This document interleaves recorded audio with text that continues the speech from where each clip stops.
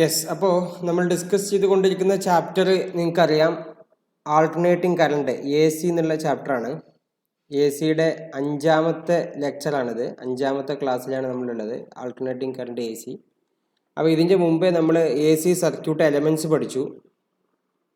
This element is known as resistor, and this one is known as inductor, and this one is known as capacitor. ഞാൻ പറഞ്ഞു, ഈ 3 elements ആണ് സാധാരണ A C കൊണ്ട് work ചെയ്യുന്ന devices, അതായത് electrical ഡിവൈസസിൽ കാണുന്ന ഈ 3 എലമെൻറ്റ്സ് എന്ന് പറഞ്ഞു. നമ്മൾ റെസിസ്റ്ററിനെ എങ്ങനെ ഉപയോഗിക്കും, അതേപോലെ ഇൻഡക്ടറിന് നമ്മൾ എൽ ഉപയോഗിക്കും, അതിൻ്റെ പ്രോപ്പർട്ടി ഇൻഡക്റ്റൻസ്. ഇത് റെസിസ്റ്റൻസിൻ്റെ പ്രോപ്പർട്ടി റെസിസ്റ്റൻസ്, റെസിസ്റ്ററിൻ്റെ പ്രോപ്പർട്ടി റെസിസ്റ്റൻസ്. ഇത് കപ്പാസിറ്ററിൻ്റെ പ്രോപ്പർട്ടിയാണ് കപ്പാസിറ്റൻസ്. ഓക്കെ, അപ്പോൾ അങ്ങനെയാണ് നമ്മൾ ഇത്രയും 3 എലമെൻറ്റ്സ് പഠിച്ചു. അത് കഴിഞ്ഞിട്ട് പിന്നെ നമ്മൾ പ്യുവർ റെസിസ്റ്റീവ് സർക്യൂട്ടിൻ്റെ ഉള്ളിലൂടെ നമ്മൾ എ സി കടത്തി വിട്ടു. ഓക്കെ, എ സി കടത്തി വിട്ടപ്പോൾ നമ്മൾ കണ്ടു, ഇവിടുത്തെ വോൾട്ടേജ് V=V0 sin ωt ആണ്. അതേപോലെ അതും I0 sin ωt ആണ്. ഇനി ഇവിടെ ഉണ്ടാകുന്ന resistance offered by the element for the flow of A C, that's V0/I0 ആണ്. ഇതിൽ നിന്ന് നമ്മൾ മനസ്സിലാക്കി voltage and current are in same phase ആണ് പ്യുവർ റെസിസ്റ്റീവ് സർക്യൂട്ടിൽ. അത് പഠിച്ചു. അത് കഴിഞ്ഞിട്ട് പ്യുവർ ഇൻഡക്റ്റീവ് സർക്യൂട്ടിൻ്റെ ഉള്ളിലൂടെ നമ്മൾ എ സി കടത്തി വിട്ടു. ഓക്കെ, ഇവിടെയും വോൾട്ടേജ് V=V0 sin ωt ആണ്. അതേപോലെ I=I0 sin ωt -90 or -π/2. ഇവിടുത്തെ the resistance offered by the inductor for the flow of A C, അത് നമ്മളൊരു പേരിട്ടു. അത് ഇൻജക്റ്റീവ് റിയാക്റ്റൻസ് എന്നാണ്, അത് XL എന്നാണ് അതിൻ്റെ പേരിടുക. അതിന് ഒമേഗ എന്നുള്ളൊരു ഇക്വേഷൻ നമുക്ക് കിട്ടി. അതേപോലെ ഈ വോൾട്ടേജും കറണ്ടും നോക്കിയാൽ അതിനകത്ത് നിന്ന് വളരെ വൃത്തിയായിട്ട് മനസ്സിലാക്കാം, current lags the voltage by π/2. ഇത്രയും കാര്യങ്ങൾ നമ്മൾ കഴിഞ്ഞ ദിവസം പഠിച്ചു. ഇന്ന് നമ്മൾ ഡിസ്കസ് ചെയ്യാൻ പോകുന്നത്, ഇത് കഴിഞ്ഞു, ഇതിൽ കൂടെ എ സി കടത്തി വിട്ടു, കാര്യങ്ങൾ മനസ്സിലാക്കി, ഇതും കഴിഞ്ഞു. ഇനി അടുത്തത് ഈ കപ്പാസിറ്റർ. ഓക്കെ, അപ്പോൾ കപ്പാസിറ്റൻസിൻ്റെ ഉള്ളിൽ കൂടെ നമ്മൾ ഇനി എ സി ഇന്നത്തെ ക്ലാസ്സിൽ കടത്തി വിട്ടിട്ട് അവിടെയുള്ള കറണ്ട് എന്താണ്, വോൾട്ടേജ് എന്താണ്, എ സിൻ്റെ ഫ്ലോക്ക് കപ്പാസിറ്റർ എന്തെങ്കിലും തടസ്സം ഉണ്ടാക്കുന്നുണ്ടോ, അതൊക്കെയാണ് ഇന്നത്തെ നമ്മുടെ ഡിസ്കഷൻ. ഓക്കെ, അപ്പോൾ നമുക്ക് പേര് എഴുതാം. ഇവിടെ പ്യുവർ കപ്പാസിറ്റീവ് സർക്യൂട്ട്.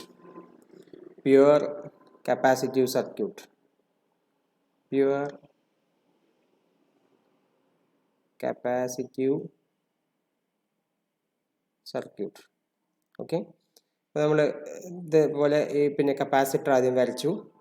എന്നിട്ട് അതിനെ ഞാനൊരു എ സി സോഴ്സുമായിട്ട് കണക്ട് ചെയ്തു. ഓക്കെ, അപ്പോൾ ഇതിൽ ഈ കപ്പാസിറ്റർ എന്ന് പറയുമ്പോൾ സ്വാഭാവികമായിട്ടും അത് നിങ്ങൾക്കൊരു പുതിയ ഡിവൈസാണ്. കാരണം ഇത് നമ്മൾ ചാപ്റ്റർ 2ൽ പൊട്ടൻഷ്യൽ ആൻഡ് കപ്പാസിറ്റൻസ് എന്ന് പറഞ്ഞിട്ട് ചാപ്റ്റർ ഉണ്ട് നമ്മുടെ തന്നെ ഈ NCERTയുടെ പാർട്ട് 1ൽ. അത് നമ്മൾ എടുക്കാണ്ടാണ് നേരെ ഇതിലേക്ക് ചാടിയിട്ടുള്ളത്. അപ്പോൾ ഈ കപ്പാസിറ്ററിനെ കുറിച്ചിട്ട് ഒരു ചെറിയ ബ്രീഫ് ഐഡിയ ഞാൻ പറഞ്ഞുതരാം.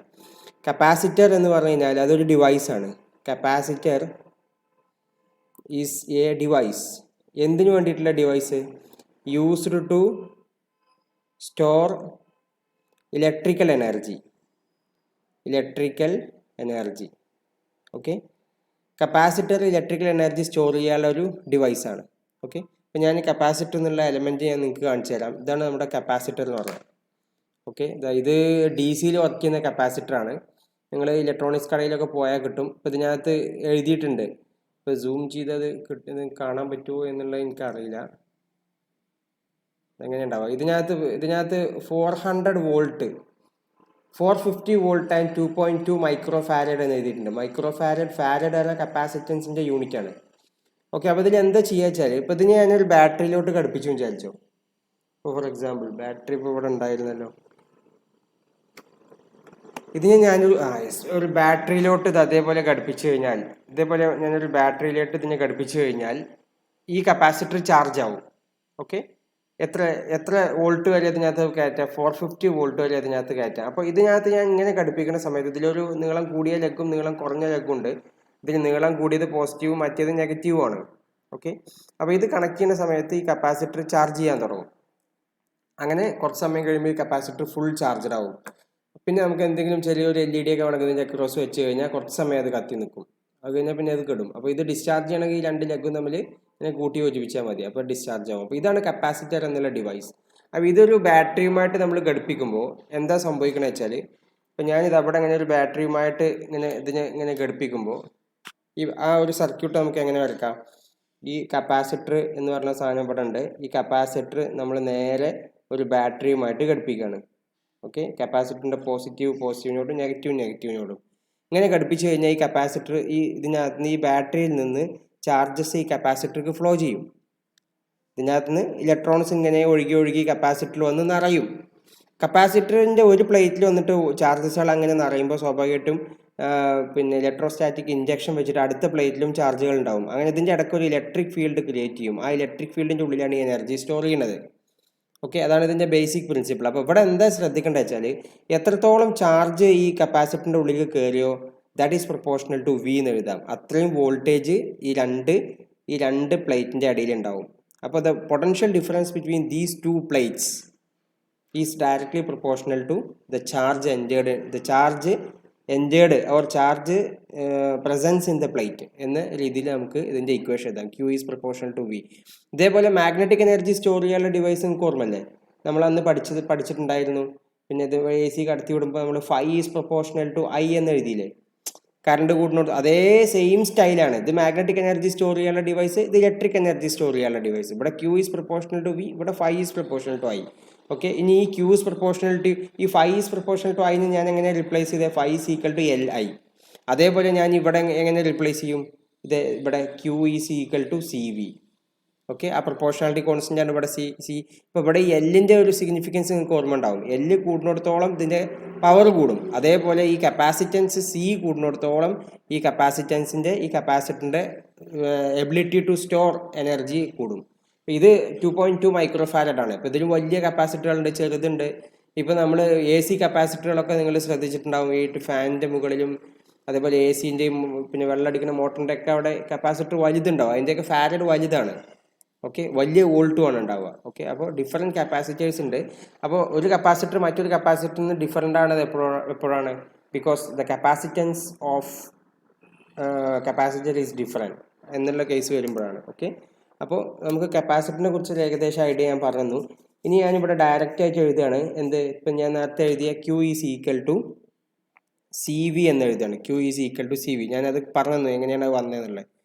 Okay, yes. അപ്പോൾ നമുക്ക് ക്യൂന്ന് സ്മോൾ ക്യൂ എഴുതാം. Q is equal to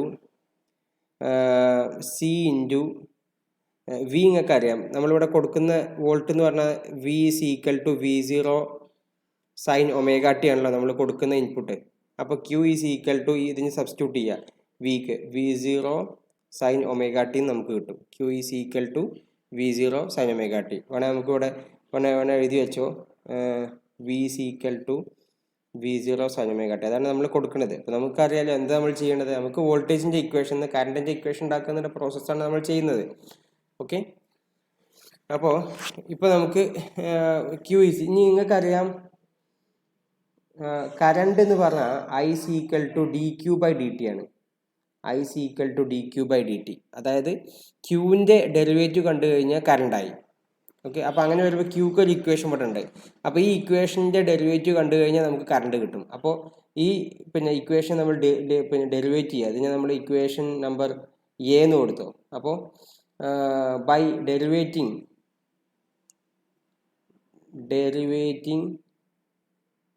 derivation of equation A gives current, gives I.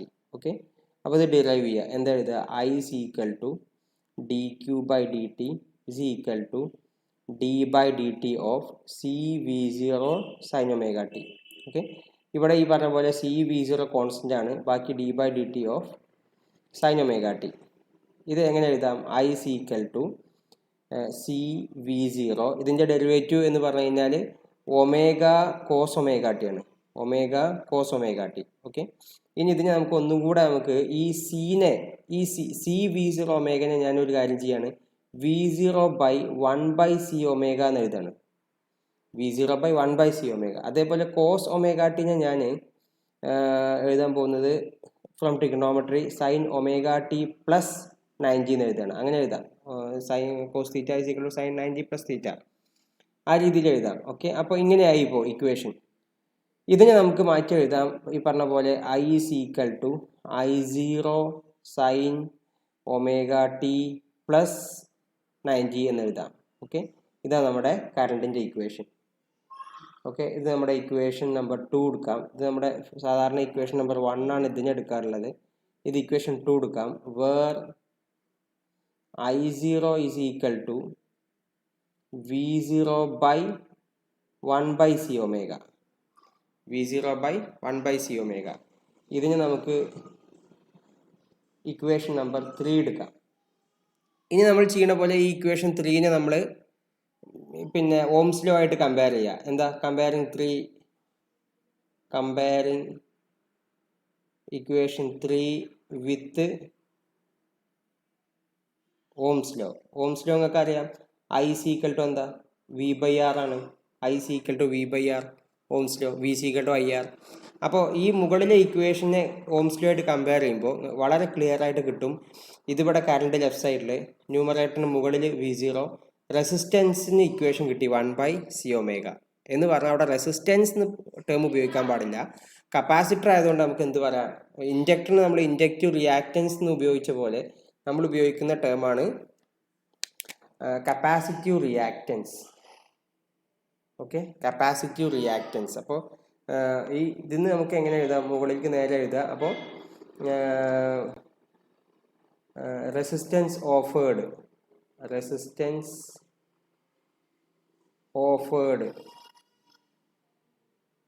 known as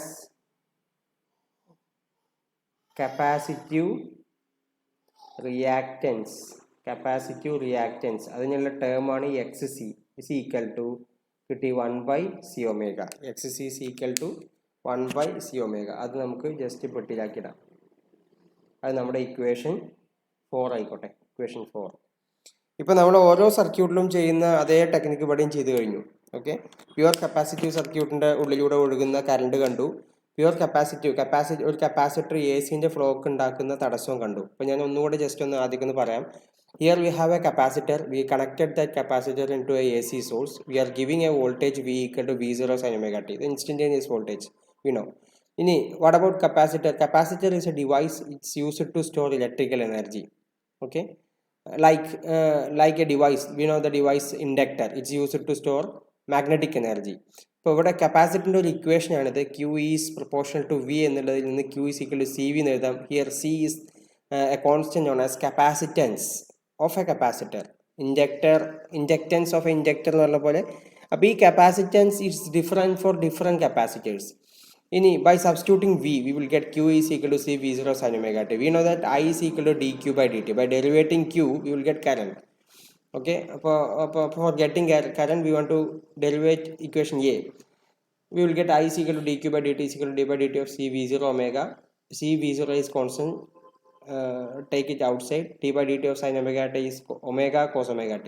C V0 omega ഞാൻ V0 by 1/c omega എന്ന് എഴുതി. കാരണം തിരിഞ്ഞു വരുമ്പോൾ C omega മുകളിലേക്ക് പോകും. ഓക്കെ, ഇൻറ്റു കോസ് ഒമേഗ ടീനെ ഞാൻ സൈൻ ഒമേഗ ടി പ്ലസ് 90 എന്നാക്കി. ഇപ്പോൾ ഈ കാണുന്ന കറണ്ട് ഇക്വേഷനും വോൾട്ടേജ് ഇക്വേഷനും ഒരേ ഫംഗ്ഷനിലായി, രണ്ടും സൈനില്ല. അപ്പോൾ കമ്പയർ ചെയ്യാൻ എളുപ്പമാണ്.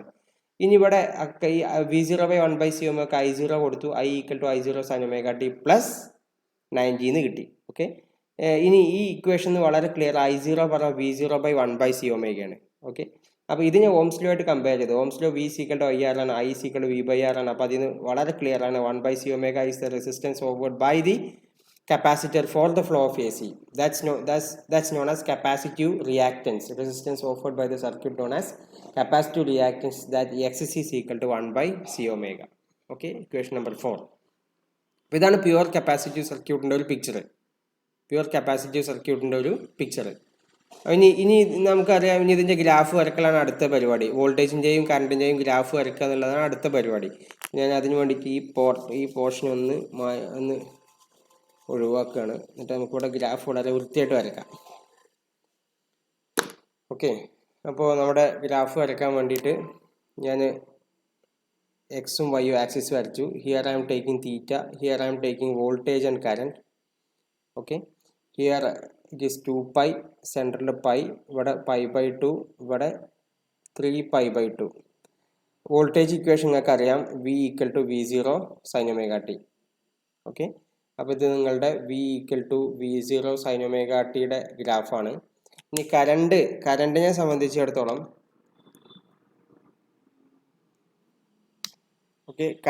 സംബന്ധിച്ചിടത്തോളം ഇതിൽ നമ്മൾ കറണ്ടും ഇതേപോലെ നമുക്ക് ഇത് ആംപ്ലിറ്റ്യൂഡ് കൂടിയിട്ടാണ് ശരിക്കും വരിക. ഞാനത് കൂട്ടി വരക്കണില്ല, ഒപ്പം വരക്കാണ്. അപ്പോൾ ഇതിൽ കറണ്ടിൻ്റെ ഒരു കേസ് വരുമ്പോൾ നിങ്ങൾക്കറിയാം 90 ഡിഗ്രി മുമ്പിലാണ് കറണ്ട് എന്ന് പറഞ്ഞാൽ വോൾട്ടേജ് ഇവിടെയാണ്, കറണ്ട് ഇവിടെയാണ്. ഓക്കെ, വോൾട്ടേജ് ഇവിടെ എത്തിച്ച കറണ്ട് ഇവിടെയാണ്.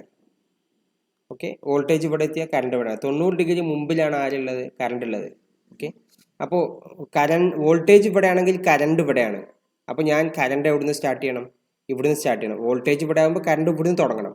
അപ്പോൾ ഞാൻ എന്ത് ചെയ്യണം? വോൾട്ടേജ് ഇവിടെ ആകുമ്പോൾ കറണ്ട് ഈ ഫേസിൽ നിന്ന് തുടങ്ങണം. അപ്പോൾ എങ്ങനെയാണ് വരയ്ക്കുക? ഇതാ ഇങ്ങനെയാണ് വരയ്ക്കുക. ഓക്കെ, ഇതാണ് I = I0 sin ωt + 90. Okay, അപ്പോൾ ഇതാണ് അതിൻ്റെ ഗ്രാഫ്, കറണ്ടിൻ്റെ ഗ്രാഫ്. ഇവിടെ വന്ന് എൻഡ് ചെയ്ത് നിൽക്കുന്നത്, ഇതിൻ്റെ അപ്പുറം പോകാൻ പാടില്ല.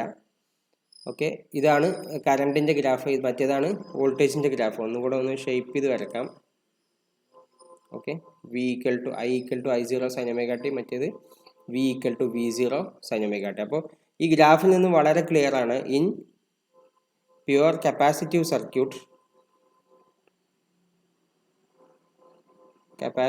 Circuit the current Leeds 90 degree മുമ്പിലാണ്. കറണ്ട് വോൾട്ടേജ് 0 ആകുമ്പോൾ കറണ്ട് മാക്സിമം ആണ്. ദെൻ വോൾട്ടേജ് മാക്സിമം ആകുമ്പോൾ കറണ്ട് 0 ആണ്. വോൾട്ടേജ് 0 ആകുമ്പോൾ കറണ്ട് മാക്സിമം ആണ്. അപ്പോൾ അങ്ങനെ current leads the voltage by π/2. Okay, അപ്പോൾ ഇത്രയും സംഗതികൾ ഇതിനകത്ത് നോക്കി വെക്കണം. പ്യുവർ കപ്പാസിറ്റീവ് എപ്പോഴും ഇതൊക്കെ പ്രൂവ് ചെയ്യാൻ എപ്പോഴും പരീക്ഷയ്ക്ക് ചോദിക്കലുണ്ട്. Okay, write an expression for current inside a pure capacitive circuit, derive an expression for capacitive reactance എന്നൊക്കെയുള്ള രീതിയിൽ ചോദ്യങ്ങൾ ചോദിക്കലുണ്ട്. അല്ലെങ്കിൽ draw the graph of voltage and current in pure capacitive circuit. Then what is the connection between voltage and current in pure capacitive circuit എന്നൊക്കെയുള്ള രീതിയിലുള്ള ചോദ്യങ്ങൾ ഉണ്ടാവാറുണ്ട്. Okay, അപ്പോൾ ഇത്രയും കാര്യങ്ങൾ പഠിച്ചു വെക്കുക. ഇതാണ് voltage V = V0 sin ωt, current I = I0 sin ωt + 90, maximum current is V0/1/c ω, capacitive reactance is XC = 1/c ω. Then in pure capacitive circuit current leads the voltage by π/2. Okay, ഇത്രയും കാര്യങ്ങൾ ഒന്ന് കറക്റ്റായിട്ട് എഴുതി വെക്കുക. ഇനി നമുക്ക് ഇതിന് മുമ്പ് പഠിച്ച ഇൻഡക്റ്റീവ് സർക്യൂട്ടും കപ്പാസിറ്റീവ് സർക്യൂട്ടും ഒന്ന് കമ്പയർ ചെയ്യാം. ഓക്കെ, ഇൻഡക്റ്റീവ് സർക്യൂട്ടിനെ സംബന്ധിച്ചിടത്തോളം രണ്ടും നമുക്കൊന്ന് ജസ്റ്റ് ഒന്ന് എഴുതിയിട്ട് നമ്മൾ പുതിയൊരു കാര്യം പഠിക്കാൻ പോവുകയാണ്, ഫേസർ റെപ്രസെൻറ്റേഷൻ. അപ്പോൾ ഫേസർ റെപ്രസെൻറ്റേഷൻ കറക്റ്റ് മനസ്സിലാവണമെങ്കിൽ ആദ്യം ഈ രണ്ട് കേസുകൾ മനസ്സിലാവണം. ഈ മൂന്ന് സർക്യൂട്ടുകളുടെയും വ്യക്തമായിട്ടുള്ള പിക്ചർ കിട്ടണം. അപ്പോൾ ആദ്യം നമുക്ക് അതൊന്ന് ജസ്റ്റ് എഴുതി വെക്കാം. അപ്പോൾ ആദ്യം നമ്മൾ പഠിച്ചത് പ്യുവർ റെസിസ്റ്റീവ് സർക്യൂട്ടാണ്, പ്യുവർ റെസിസ്റ്റീവ് സർക്യൂട്ട്.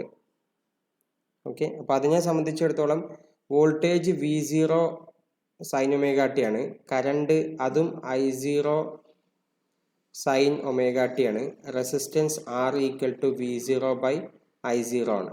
ഓക്കെ, കറണ്ടും വോൾട്ടേജും സെയിം ഫേസിലാണ്. പിന്നെ അത് കഴിഞ്ഞിട്ട് നമ്മൾ പഠിച്ചത് പ്യുവർ ഇൻഡക്റ്റീവ് സർക്യൂട്ടാണ്.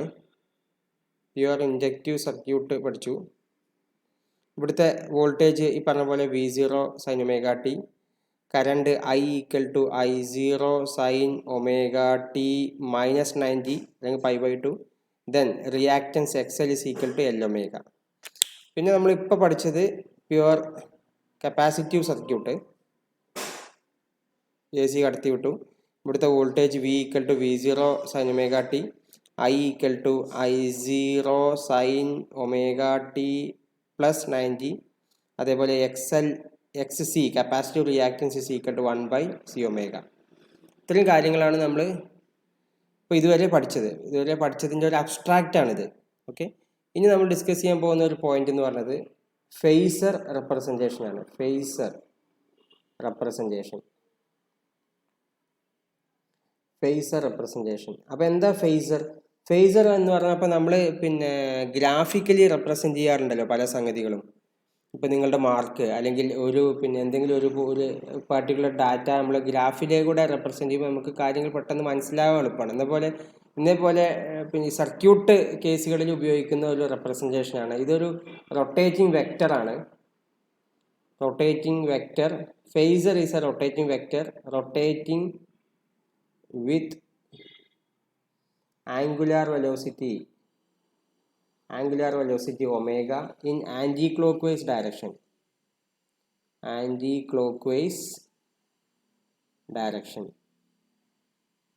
ഓക്കെ, ഇത്രയും കാര്യം ഒന്ന് മനസ്സിലാക്കി വെക്കുക. ഓക്കെ, അപ്പോൾ ആൻറ്റി ക്ലോക്ക് വൈസ് ഡയറക്ഷനിൽ എന്ന് പറഞ്ഞാൽ ഇങ്ങനെ റൊട്ടേറ്റ് ചെയ്യുന്ന ഒരു വെക്റ്ററാണ് ഫേസർ. ഓക്കെ, അപ്പോൾ ആദ്യം നമുക്ക് ഈ ഫേസർ റെപ്രസെൻറ്റേഷൻ നമുക്കൊന്ന് ജസ്റ്റ് ഒന്ന് വരച്ച് നോക്കാം. ആദ്യം നമുക്ക് പ്യുവർ റെസിസ്റ്റീവ് സർക്യൂട്ടിൻ്റെ ഇവിടെ വരക്കാം. അത് കഴിഞ്ഞിട്ട് പ്യുവർ ഇൻഡക്റ്റീവ് സർക്യൂട്ടിൻ്റെ തൊട്ടപ്പുറത്ത് വരക്കാം. അതേപോലെ പ്യുവർ കപ്പാസിറ്റീവ് സർക്യൂട്ടിൻ്റെ ഇവിടെയും വരക്കാം. അതിൻ്റെ ഡീറ്റെയിൽസൊക്കെ ഇപ്പുറത്തുണ്ടല്ലോ. അപ്പോൾ പ്യുവർ കപ്പാസിറ്റീവ് ഇൻഡക്റ്റീവ് സർക്യൂട്ടിനെ സംബന്ധിച്ചിടത്തോളം ഈ മൂന്നിലും ഒരു കാര്യം ചെയ്യുക. ആദ്യം നമുക്ക് കറണ്ട്, ഈ മൂന്നിലും കറണ്ട് ഉണ്ടല്ലോ, ഈ കറണ്ടിനെ ഞാനിവിടെ ഈ എക്സ് ആക്സിസിലാണ് മാർക്ക് ചെയ്യുന്നത് എളുപ്പത്തിന് വേണ്ടിയിട്ട്. കറണ്ട് ഇത് പല രീതിയിൽ പല ബുക്കിലും കാണാം. നമുക്ക് ഏറ്റവും എളുപ്പമുള്ള മെത്തേഡിലാണ്. കാരണം ഈ വെക്റ്റർ എന്ന് പറഞ്ഞാൽ കറണ്ടിനെ ഞാനിപ്പോൾ ഫേസ് റെപ്രസെൻറ്റേഷൻ 3 റെപ്രസെൻറ്റ് ചെയ്യാണ്. ഇത് ആൻറ്റി ക്ലോക്ക് വൈസിൽ റൊട്ടേറ്റ് ചെയ്യുന്ന ഒരു വെക്ടറാണ്. ആൻറ്റി ക്ലോക്ക് വൈസിൽ എന്ന് പറഞ്ഞാൽ ഈ പോയിന്റിനെ ബേസ് ചെയ്തിട്ട് ഇങ്ങനെ റൊട്ടേറ്റ് ചെയ്യുന്നതാണ്. ഓക്കെ, അപ്പോൾ കറണ്ടിനെ ഞാൻ എക്സ് ആക്സിസിൽ എടുത്തു. ഇനി ഇവിടെ ഇതിനെ സംബന്ധിച്ചിടത്തോളം ഇവിടെ കറണ്ടും പിന്നെ V0 sin ωt ആണ്, വോൾട്ടേജും I0 sin ωt. ആംഗിൾ ഇല്ല, തമ്മിലുള്ള ആംഗിൾ φ = 0 ആണ്. അപ്പോൾ അങ്ങനെ വരുമ്പോൾ ഞാൻ ഇവിടെ ഒരു വരിയും കൂടി വരച്ചിട്ട് അതിൻ്റെ ഒപ്പം ഞാൻ VR എന്നും കൂടി എഴുതുക. അപ്പോൾ ഇവിടെ IR VR, ഇതാണ് phasor representation of pure resistive circuit. ഇനി ഇവിടെ ഇതിനെ സംബന്ധിച്ചിടത്തോളം ഇൻഡക്റ്റീവ് സർക്യൂട്ടിനെ സംബന്ധിച്ചിടത്തോളം കറണ്ട് 90 ഡിഗ്രി ബാക്കിലാണ്. കറണ്ട് വോൾട്ടേജിനേക്കാൾ ബാക്കിലാണ്. ωt -90 ആണ്. കറണ്ട് 90 ഡിഗ്രി ബാക്കിലാണ്. അപ്പോൾ ആരാ മുമ്പിൽ? വോൾട്ടേജാണ് മുമ്പിൽ. എങ്ങനെയാണ് റൊട്ടേറ്റ് ചെയ്യണത്? ആൻറ്റി ക്ലോക്ക് വൈസിൽ റൊട്ടേറ്റ് ചെയ്യുമ്പോൾ മുമ്പിൽ ആര് വരണം? വോൾട്ടേജ് വരണം. അപ്പം എത്ര ഡിഗ്രി മുമ്പിൽ വരണം? 90 ഡിഗ്രി. ഇവിടെ 90 ഡിഗ്രി അല്ലേ. അപ്പം ഞാൻ നേരെ ഇങ്ങനെ ഒരു ലൈൻ വരച്ചു. എന്നിട്ട് ഇവിടെ ഞാൻ എന്ത് ചെയ്തു? VL എന്ന് എഴുതി കൊടുത്തു. ഇവിടെ 90 ഡിഗ്രി. ഇതാണ് phasor representation of pure inductive circuit. ഇനി ഇവിടെ നമുക്ക് വളരെ ക്ലിയർ ആണ്. ഇവിടെ ആരാ മുമ്പിൽ? ഇവിടെ കറണ്ട് 90 ωt +90 ആണ്. കറണ്ടാ മുമ്പിൽ, വോൾട്ടേജ് ബാക്കിലാണ്. അപ്പോൾ വോൾട്ടേജിന് എവിടെ വരക്കണം? ഇങ്ങോട്ട് താഴത്തേക്ക് വരക്കണം. എന്നിട്ട് ഇവിടെ എന്ത് കൊടുക്കുക? VC എന്ന് കൊടുക്കുക. ഓക്കെ, അപ്പോൾ ഇതാണ് എന്ത്? Phasor representation of pure resistive circuit. ഇതാണ് phasor representation of pure inductive circuit. ഇതാണ് phasor representation of pure capacitive circuit. Okay, അപ്പോൾ ആ കാര്യം കൃത്യമായി നോക്കുക. ഇത് ഇത്രയേ ഉള്ളൂ, വളരെ സിമ്പിളാണ്. അപ്പോൾ ആ കാര്യം ഒന്ന് ജസ്റ്റ് അതും കൂടി ഒന്ന് ഇതിൻ്റെ ഒപ്പം വായിക്കുക. അപ്പോൾ ഫേസർ എന്ന് പറഞ്ഞു കഴിഞ്ഞാൽ കൂടുതൽ ഡെപ്തിൽ നോക്കുകയാണെങ്കിൽ ഇതിന് ഒരുപാട്, ഇപ്പോൾ വലിയ സർക്യൂട്ടുകളൊക്കെ നോക്കുമ്പോൾ അവിടെയൊക്കെ ചിലപ്പോൾ വലിയൊരു സർക്യൂട്ട് ചിലപ്പോൾ ഒരുപാട് വരക്കുന്നതിന് പകരം കുറേ കാര്യങ്ങൾ എഴുതുന്നതിന് പകരം അത് വളരെ ബ്രീഫായിട്ട് ഇത്തരം ഡയഗ്രങ്ങൾ കൂടെ റെപ്രസെൻറ്റ് ചെയ്യും. ഇപ്പോൾ പിന്നെ ഇലക്ട്രിക്കൽ എഞ്ചിനീയേഴ്സൊക്കെ ചിലപ്പോൾ വലിയ സർക്യൂട്ടുകൾ അനലൈസ് ചെയ്യുമ്പോൾ അല്ലെങ്കിൽ വലിയ സർക്യൂട്ടുകളെ കുറിച്ച് പഠിക്കുമ്പോൾ അതിന് വലിയ സർക്യൂട്ടുകൾ എഴുതി വരച്ചുണ്ടാക്കുന്നതിനേക്കാൾ അതിന് ഫേസറായിട്ട് റെപ്രസെൻറ്റ് ചെയ്യും. അപ്പോൾ പെട്ടെന്ന് മനസ്സിലാക്കാം അവിടുത്തെ കറണ്ട് എങ്ങനെയാണ്, വോൾട്ടേജ് എങ്ങനെയാണെന്നുള്ള ഡീറ്റെയിൽസൊക്കെ. അപ്പോൾ അതാണ് ഇതിൻ്റെ അഡ്വാൻസ്ഡ് ലെവലിലുള്ള ആപ്ലിക്കേഷൻ. അപ്പോൾ അതിൻ്റെ ഒരു ചെറിയ രൂപം മാത്രം ഇവിടെ. ഓക്കെ, അപ്പോൾ ഇത്രയും സംഗതി ഒന്ന് വായിച്ചു വെക്കുക. ഇനി നമ്മൾ അടുത്ത ക്ലാസ്സിൽ പഠിക്കാൻ പോകുന്നത് LCR സർക്യൂട്ടാണ്. അപ്പോൾ ഇതുവരെ പിന്നെ ഇൻഡിവിജ്വൽ ആയിട്ടല്ലേ പഠിച്ചത്. ഇനി നമ്മളെല്ലാം കൂടെ കമ്പൈൻ ചെയ്യും. LCAR എന്നിട്ട് എന്ത് ചെയ്യും? ഇതിൻ്റെ ഉള്ളിൽ കൂടെ AC കടത്തി വിടും. AC കടത്തി വിട്ടിട്ട് ഇവിടുത്തെ വോൾട്ടേജ് അറിയാം, കറണ്ടിൻ്റെ ഇക്വേഷൻ നമ്മൾ ഉണ്ടാക്കും. പിന്നെ ഈ സർക്യൂട്ട് പിന്നെ ഓഫർ ചെയ്യുന്ന റെസിസ്റ്റൻസിന് ഒരു ഇക്വേഷൻ ഉണ്ടാക്കും. അതിന് ഇമ്പിഡൻസ് എന്ന റെസിസ്റ്റൻസിന് പറയാം. ഇവിടുത്തെ ഉണ്ടാക്കുന്ന തടസ്സത്തിന് റെസിസ്റ്റൻസ് എന്ന് പറയുമ്പോൾ ഉണ്ടാക്കുന്ന തടസ്സത്തിന് ഇൻഡക്റ്റീവ് റിയാക്റ്റൻസ് എന്ന് പറയുമ്പോൾ ഉണ്ടാക്കുന്ന തടസ്സത്തിന് കപ്പാസിറ്റീവ് റിയാക്റ്റൻസ് എന്ന് പറയും. ഓക്കെ, അപ്പോൾ ഇതാണ് ഇത്രയും സംഗതി. ഇനി ബാക്കി നമുക്ക് ഈ പറഞ്ഞ ടോപ്പിക്ക് അടുത്ത ക്ലാസ്സിൽ എടുക്കാം. ഓക്കെ.